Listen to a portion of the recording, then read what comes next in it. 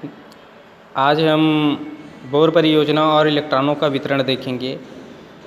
इस नियम के अनुसार जो किसी कक्षा में उपस्थित अधिकतम इलेक्ट्रॉनों की संख्या का जो सूत्र है वो है 2n²। ठीक, जहाँ n है वो कक्षा की संख्या है, कक्षा की संख्या। ठीक, तो जैसे k कक्ष है तो k कक्ष के लिए होगा n बराबर 1। इसी प्रकार l, m और n है, ये जो कक्ष है इसके लिए क्रमशः 2, 3 और 4 ये होता है। तो पहली कक्ष या जो k है इसमें इलेक्ट्रॉनों की अधिकतम संख्या होगी, वो होगी 2 गुणा 1² बराबर 2। ठीक, अर्थात k कक्षा में अधिकतम इलेक्ट्रॉनों की संख्या 2 होगी। और इसी तरह अन्य कक्षाओं के लिए जो इलेक्ट्रॉन है उसकी गणना कर सकते हैं। ठीक है, और इस कक्षा में जो उपस्थित इलेक्ट्रॉन को संयोजी इलेक्ट्रॉन और इस कक्षा को संयोजी कक्षा भी कहते हैं। ये तो पहला हुआ। दूसरा नियम में उन्होंने बताया था कि सबसे जो बाहरी कक्षा में इलेक्ट्रॉनों की अधिकतम जो संख्या है वो 8 होती है। अपवाद के लिए जो k कक्षा है, जब बाह्यतम जो कक्ष है या इनके जो बाह्य कक्ष है उसमें 2 ही इलेक्ट्रॉन होते हैं। तीसरा नियम इन्होंने ये बताया था किसी परमाणु की दी गई कक्षा में इलेक्ट्रॉन तब तक स्थान नहीं लेंगे जब तक कि उससे पहले वाली कक्षा भीतरी कक्ष है वो पूर्ण रूप से भर नहीं जाती। इससे स्पष्ट होता है कि कक्षाएं हैं वो क्रमानुसार भरती है। इसी प्रकार चौथा उन्होंने ये बताया कि अंतिम से पहले कक्षा में कक्षा की क्षमता 8 से अधिक होने पर भी उसमें 9वां इलेक्ट्रॉन तब तक प्रवेश नहीं कर सकता जब तक कि अंतिम कक्षा में 2 इलेक्ट्रॉन भर ना जाए। जैसे उदाहरण में कैल्शियम है, इसका जो परमाणु संख्या वो 20 है, तो इसका इलेक्ट्रॉनिक विन्यास 2, 8, 8, 2 होगा, न कि 2, 8, 9, 1। ये नहीं होगा, ये होगा। बोर परियोजना के तहत प्रथम 18 जो तत्व है उसकी परमाणु व्यवस्था के बारे में बताया गया। इसमें से कुछ हम देखेंगे। जैसे हाइड्रोजन है, इसका एक ही है। ठीक, तो हाइड्रोजन के लिए पहले कक्षा में 1 इलेक्ट्रॉन होगी। इसी प्रकार हीलियम के लिए तो हीलियम का 2 है, तो ये हो जाएगा, इसके जो k कक्षा है ये 2 भरेगा। इसी प्रकार लिथियम का 3 है, ये होगा पहले कक्षा में 2 और उसके जो बाह्य कक्षा है उसमें 1।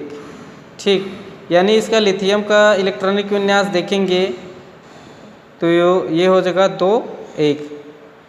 ठीक, इसी प्रकार हीलियम का जो देखते हैं ये हीलियम का हो जाएगा 2 ही और हाइड्रोजन का 1 ही।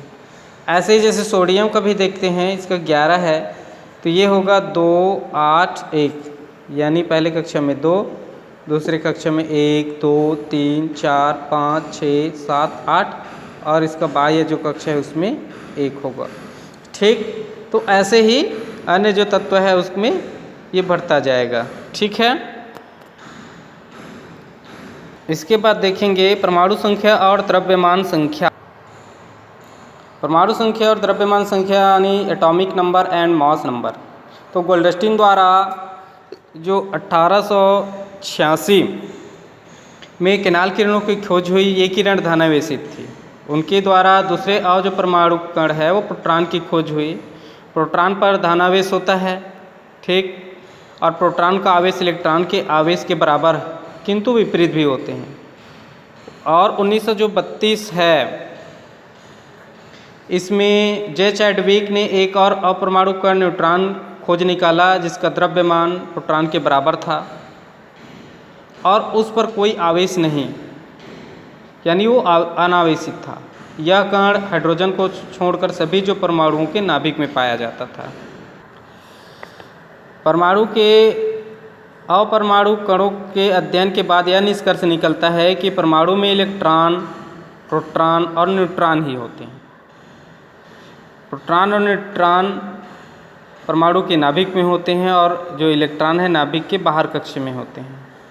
और उदासीन परमाणु में प्रोटॉन की संख्या इलेक्ट्रॉन की संख्या के बराबर होती है। ठीक।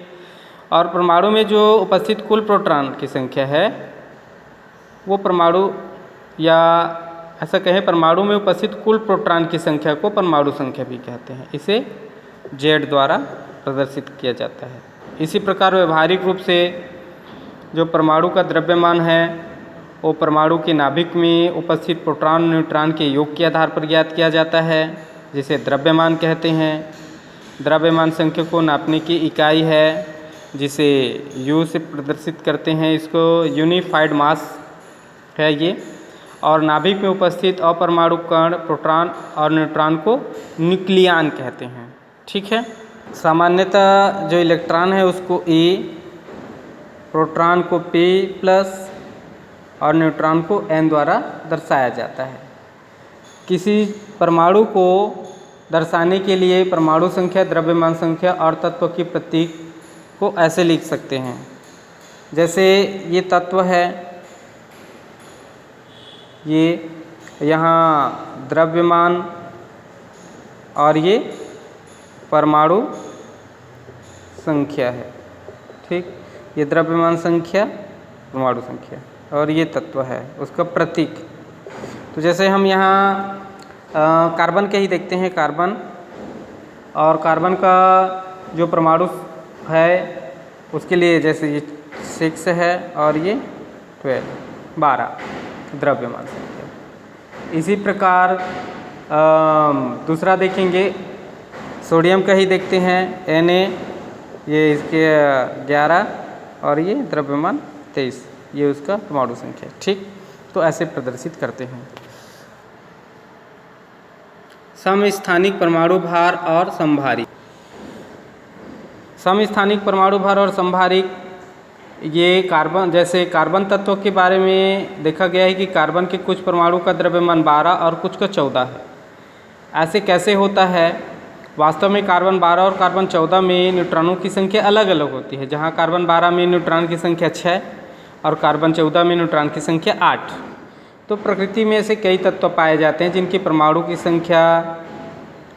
संख्या तो समान है किंतु द्रव्यमान संख्या भिन्न भिन्न होती है। ऐसे तत्व या ऐसे परमाणु एक दूसरे के समस्थानिक कहलाते हैं, जैसे क्लोरीन 35 और क्लोरीन 37।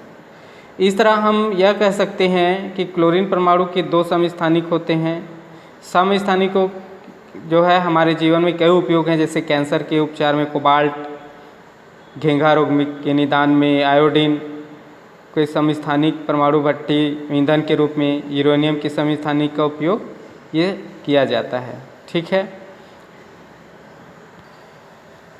इसी प्रकार जो भिन्न भिन्न परमाणु संख्या वाले ऐसे तत्व जिनकी द्रव्यमान संख्या समान होती है वो एक दूसरे के समभारिक कहलाते हैं। ठीक है। हम कार्बन 14 और नाइट्रोजन 14 को देखें तो इसकी द्रव्यमान जो संख्या है वो 14 है किंतु परमाणु संख्या 6 और 7 है। ठीक। तो यहाँ समभारिक और समस्थानिक के बारे में जाना है। ठीक है। नेक्स्ट क्लास में अगले अध्याय देखेंगे।